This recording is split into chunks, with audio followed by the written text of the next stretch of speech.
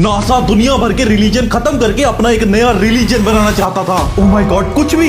As per Canadian journalist surge मोनेस, ये project 4 phase में operate होगा। सबसे पहले artificial earthquake, fire and fake discoveries होंगी, जिससे पूरी दुनिया में हाहाकार मच जाए और पुराने रिलीजन की बुनियाद हिल जाए। उसी वक्त फेज 2 शुरू होगा। पूरी दुनिया में होलोग्राम इंटेलिजेंस से डिफरेंट गॉड्स को स्काई में मिलते हुए दिखाया जाएगा और सबको मिला के एक नए सुप्रीम गॉड बनते हुए दिखेंगे, जिससे पूरी दुनिया का बिलीफ सिस्टम ही टूट जाएगा। ओह माय गॉड, इस प्रोजेक्ट के बारे में जिस जर्नलिस्ट ने लीक किया था वो कुछ ही दिनों बाद अपने रूम में हार्ट अटैक से मर जाता है। हाँ, जबकि उनकी वाइफ ने बताया उन्हें कभी कोई हार्ट डिजीज थी ही नहीं और उनकी मिस्टीरियस डेथ से कुछ टाइम पहले वो बार इंडिकेशन दे रहे थे कि मैं उनकी नजर में आ चुका हूँ। क्या ये प्रोजेक्ट शुरू हो चुका है? अपने आसपास देख अचानक एप्स्टीन फाइल्स का लीक होना, डीमन गॉड बाल का पूरे सोशल मीडिया पे छा जाना और यूएस प्रेसिडेंट का अचानक नासा को ऑर्डर देना कि एलियंस के बारे में जितनी भी इंफॉर्मेशन है पब्लिक कर दो। ये सब इंफॉर्मेशन इनके पास न जाने कितने सालों से थी, पर अचानक एक साथ क्यों पब्लिक की जा रही है, वो भी अब, ताकि दुनिया भर में डर और कंफ्यूजन का माहौल बन जाए। पर क्यों?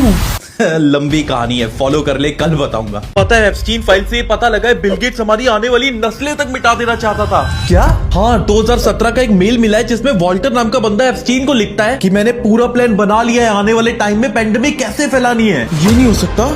अरे आगे सुन, इसमें लिखा है मैंने पूरा प्लान बना लिया है कि WHO को इसमें कैसे शामिल करना है और किसी को हम पे शक भी नहीं होगा। उसी समय बिल गेट्स की एक वीडियो भी वायरल हुई थी जिसमें वो प्रिडिक्ट कर रहे थे कि आने वाले टाइम में पेंडेमिक आ सकती है जिसमें कम से कम 10 मिलियन लोगों की मौत होगी। और ये वीडियो तो आज भी इंटरनेट पे है। हाँ, और 2019 में पेंडेमिक आने से 1 महीने पहले बिल गेट्स की फाउंडेशन ने 55 मिलियन की इन्वेस्टमेंट की थी बायोएनटेक में। बायोएनटेक वही जिसने बाद में कोरोना की वैक्सीन बनाई थी। वो 55 मिलियन आज 550 मिलियन बन चुके हैं। पर इससे भी ज्यादा डरने की बात यह है कि बिल गेट्स की एक इन्वेस्टमेंट का रिजल्ट आना अभी भी बाकी है। फॉलो कर ले, आगे की कहानी कल बताऊंगा। सर, एप्स्टीन फाइल में आपका नाम आ गया है, कहीं सारे राज न खुल जाए। अब तो मुझे ट्रम्प से बात करके ट्रेड डील किसी भी शर्त पर करनी ही पड़ेगी। ट्रम्प जी, प्लीज हमारे साथ ट्रेड डील कर लीजिए। आप जो बोलेंगे वो मैं करूंगा। ठीक है मोदी, लेकिन तुमको मेरी सारी बातें माननी पड़ेगी। ठीक है मालिक। हम भारत पर 18% टैरिफ लगाएंगे, लेकिन तुम्हें अमेरिका पर टैरिफ और नॉन टैरिफ बैरियर को 0% तक घटाना पड़ेगा। सामान अमेरिका से खरीदना पड़ेगा, रूस से तेल लेना बंद करना होगा, साथ ही अमेरिका और वेनेजुएला से तेल लेना पड़ेगा। अमेरिका के किसानों के लिए भारत के बाजार खुले रखने पड़ेंगे। ठीक है मालिक, मंजूर है। लेकिन सर, इससे भारत की इंडस्ट्री को नुकसान होगा, भारत का आर्थिक नुकसान भी होगा। मेक इन इंडिया की पोल खुल जाएगी, यहाँ तक कि भारत के किसानों को सबसे बड़ा नुकसान होगा। जिसका नुकसान होता है वो मुझे ट्रम्प को खुश करना है। ठीक है मोदी, अब डील पक्की। इस डील का तमाशा ऐसा करो जिससे लोगों को ये मोदी की जीत लगे। एप्स्टीन फाइल को दबाने के लिए जो भी करना पड़ेगा वो मैं करूंगा, भले ही देश को कितना भी घाटा क्यों न हो। You have sold our mother, Bharat Mata. Are you not ashamed of yourself?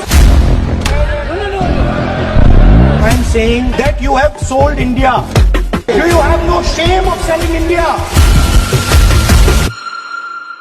We are heading into turbulent times and the nation has been sold. The nation has been sold out. Its data has been sold. Farmers have been sold. All its software engineers have been sold out. Small and medium businesses have been sold out. And most importantly, our forces and our energy security has been sold out. The interesting thing is that the Prime Minister would not sell India under normal circumstances. He will not do it. You know why he sold India?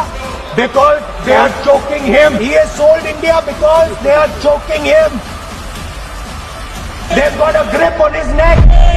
जब चोक लगाते हैं दूसरे व्यक्ति की आंख में देखते हो तो डर दिखता है सर। पीएम की आंख में डर दिखता है। दिख रहा है सर आंख में आंख नहीं मिला पाते हैं।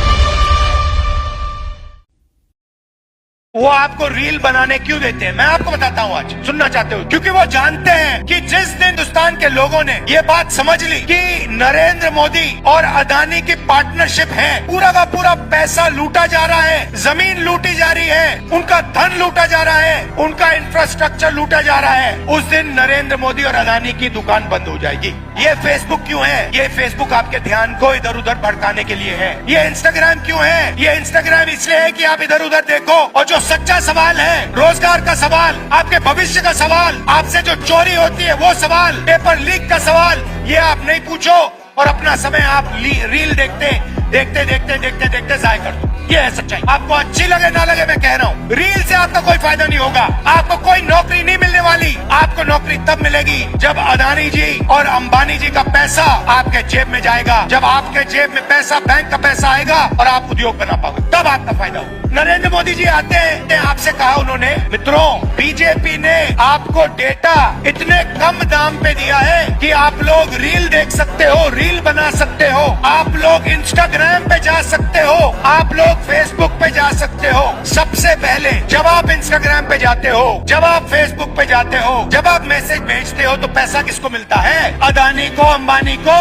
और ये मोदी जो कह रहा है कि हमने कम दाम में दिया, ये पूरा का पूरा फायदा अंबानी और जियो को देने की कोशिश है। दूसरी बात मैं आपसे पूछता हूँ और बिहार के युवाओं से पूछता हूँ, क्या आप सोचते हो कि इंस्टाग्राम पे आगे पीछे जाने से, रील देखने से आपके जेब में पैसा आता है क्या? 1 रुपया बनता है आपका क्या? 10-15 इन्फ्लुएंसर्स का थोड़ा सा पैसा बनता है, मगर आम जनता के हाथ कुछ नहीं आता। आपका टाइम जाया होता है। हम चाहते हैं कि आपको रोजगार मिले। और ये जो नरेंद्र मोदी जी आपको झूठ बोल रहे हैं कि मैंने आपके लिए ये किया, मैंने आपके लिए वो किया, कुछ नहीं किया आपके लिए। अदानी अंबानी के लिए किया, अंबानी के लिए, जियो के लिए वो करते हैं। नरेंद्र मोदी ने देश को नॉर्थ कोरिया बनाने में कोई कसर नहीं छोड़ी है। दुनिया के सबसे बड़े लोकतंत्र में बीजेपी अब तानाशाही चला रही है। उसने असहमतियों के लिए कोई जगह ही नहीं छोड़ी। कोई अगर मोदी सरकार की नीतियों पर सवाल उठाता है, उनके फैसलों की आलोचना करता है, तो सरकार उसे सीधा देशद्रोही घोषित कर देती है। खुद प्रधानमंत्री सवालों से इतना डरते हैं कि संसद हो या सड़क, हर जगह वे सवाल पूछने वालों का मुंह बंद कराने में लग जाते हैं। लोकसभा में उन्होंने राहुल गांधी जी को राष्ट्रपति अभिभाषण पर नहीं बोलने दिया। ट्रेड डील पर सवाल उठा रहे कांग्रेस के सांसदों को लोकसभा से निलंबित कर दिया। सड़क पर किसानों से लेकर युवाओं और महिलाओं तक सबके आंदोलन पर लाठीचार्ज करवा दिया। कुल मिलाकर नरेंद्र मोदी तानाशाही से देश चला रहे हैं, लेकिन कांग्रेस पार्टी उन्हें उनके मंसूबों में कामयाब नहीं होने देगी। ये गांधी जी और नेहरू जी का देश है जो लोकतंत्र से चलेगा, न कि तानाशाही से। मैं इनसे पूछना चाहता हूँ, कुछ शर्म आती है? चलो हम तो सारे के सारे खराब हैं, पर आपका प्रधानमंत्री 27 जून को जिस आदमी पे 70,000 करोड़ रुपए के भ्रष्टाचार का आरोप लगाता है और 5 दिन के बाद 2 जुलाई को उसको अपना उप मुख्यमंत्री बना लेता है, क्या मुंह दिखाते हो यार? जब अपनी गली में अपने घर जाते हो आप लोग, पूरी दुनिया को क्या मुंह दिखाओगे कि ऐसे हेमंत बिश्व शर्मा बहुत बड़ा भ्रष्टाचारी है? 22 जुलाई 2015 को और 1 महीने के बाद 23 अगस्त 2015 को उसको अपनी पार्टी में शामिल कर लेते। ये इनकी ईमानदारी है, ये जीरो टॉलरेंस है। शर्म नहीं आती? लाल किले के ऊपर खड़े होकर पूरे देश को बेवकूफ बनाते हैं, कहते हैं ईमानदार है, भ्रष्टाचार के खिलाफ लड़ाई लड़ रहे। ये 25 नगीने हैं। वो पहले नवरत्न होते थे अकबर के जमाने में, अब ये 25 रत्न है प्रधानमंत्री जी के, जिन बस एप्स्टीन फाइल देख के तेरी फट गई। मुझे तो हंसी आ रही है सोच के, जब तुझे ये सच पता लगेगा तेरा क्या होगा। अब क्या ऐसा? एड्रियोक्रोम, एप्स्टीन फाइल का ये मेल पढ़ा तूने? पता है इसमें क्या लिखा है? एक ऐसा केमिकल जो सिर्फ बच्चों में प्रोड्यूस होता है जब उन्हें बहुत डराया या टॉर्चर किया जाता है, और इस ब्लड को जो भी कंज्यूम करता है उसकी उम्र बढ़नी रुक जाती है। और इतना ही नहीं, हमारे मेडिकल टर्म्स में तो इसे फाउंडेशन ऑफ यूथ कहते हैं। जितना पियोगे उतने जवान होते जाओगे। ये केस तो बहुत पहले उठा था 2017 में, पर सब कह रहे थे कॉन्स्पिरेसी है। इसका मतलब ये सच में होता था एप्स्टीन आइलैंड में? होता नहीं था, शायद अभी भी हो रहा है। बस फर्क इतना है कि इस बार जगह शायद एप्स्टीन आइलैंड नहीं, दुनिया की कोई और जगह है। क्योंकि जिन लोगों को इसकी आदत पड़ गई होगी, अब वो कैसे अपनी उम्र बढ़ने देंगे? आज से 15 साल पहले एक फिल्म आई थी 2012, जिसमें धरती का जब अंत आता है, सारे अमीर लोग एक स्पेसशिप में बैठ के निकल जाते हैं और पीछे मरने के लिए रह जाते हैं गरीब। जो फिल्म सालों पहले एक साइंस फिक्शन लगती थी, अगले 10 सालों में अर्थ की रियलिटी बनने वाली है, जिसकी शुरुआत 1 साल पहले हो चुकी है। सऊदी अरेबिया जैसे गर्म रेगिस्तानों में बर्फ गिर रही है और उत्तराखंड की पीक विंटर्स में बर्फ का एक कतरा तक नहीं गिरा। 20 की पॉपुलेशन पिछले 3 सालों से गिरती जा रही है, जिसमें 75% क्रॉप्स डिपेंड करते हैं प्रोडक्शन के लिए। हमारी दुनिया एक ऐसे लूप में है जिसे रिवर्स करना इम्पॉसिबल है। अगर क्लाइमेट बचाने के लिए फैक्ट्रियां बन गई तो लोग काम कहां करेंगे? और अगर कुछ काम नहीं होगा तो ना खाना होगा, ना पैसा, ना इंसान। मानो सब इंतजार कर रहे हैं उस भयानक तबाही का जहां से कुछ नॉर्मल नहीं होगा। पर इन सब के बीच एक ऐसी 0.1% पॉपुलेशन है जो खुद को बचाने के लिए एक बहुत बड़े प्लान की तैयारी कर रही है। 10,000 लाइक और नेक्स्ट वीडियो इस मेगा प्लान पे होगी जो हम सबसे बचा के एग्जीक्यूट किया जा रहा है उन्हें बचाने के लिए। सर ये तो एप्स्टीन फाइल से भी ज्यादा भयानक है। मालूम है, इस मैप में वो दुनिया का हर एक सीक्रेट है जो आज तक हमसे छुपाया गया है। इसमें एप्स्टीन फाइल भी थी। एप्स्टीन 2017 में इसने प्रेडिक्ट कर दिया था तेरा एप्स्टीन आइलैंड। क्या 2017? पर ये दुनिया के सामने तो 2026 में आई है ना।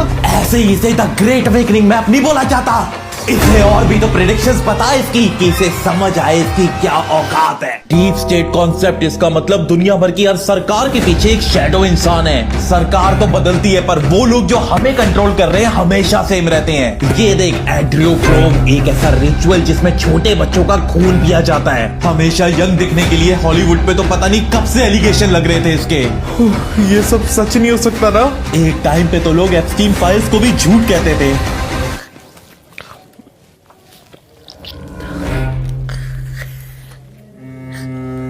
क्या ये H1N1 अगला कोरोना वायरस है क्या? एप्स्टीन फाइल से पहले इतनी फटी हुई है, अब ये क्या बता रहे तू? पिछले 48 घंटों में चेन्नई में 1000 से 1500 कौवों की लाशें मिली है। हाँ ये न्यूज पढ़ी थी मैंने भी, अचानक आसमान से कौवे गिर रहे थे। वो सब H5N1 वायरस से इन्फेक्टेड थे। अरे यूनियन मिनिस्टर ने तमिलनाडु गवर्नमेंट को स्ट्रिक्ट वार्निंग दी है कि इनकी बॉडी को बहुत नीचे गाड़ना जमीन के as per biosecurity protocol. Biosecurity protocol ये तो तब एक्टिव किया जाता है ना जब सिचुएशन बहुत सीरियस हो। मिनिस्ट्री का सबसे बड़ा डर ये है कि ये फ्यूज करता है और धीमे धीमे और जानवरों में भी ये फैल रहा है। मतलब दो वायरस मिलके एक बन जाएगा दोनों की पावर्स के साथ। और इसका डेथ रेट 48 to 54% है, कोविड का बस 1% था। अगर ये वायरस गलती से भी ह्यूमंस में फैल गया इंफेक्टेड जानवर को खाने की वजह से, या ये कोविड के साथ अगर फ्यूज कर गया तो एक ऐसा वायरस बन जाएगा जो कोविड की रफ्तार से फैलेगा और 50 गुना ज्यादा डेथ रेट।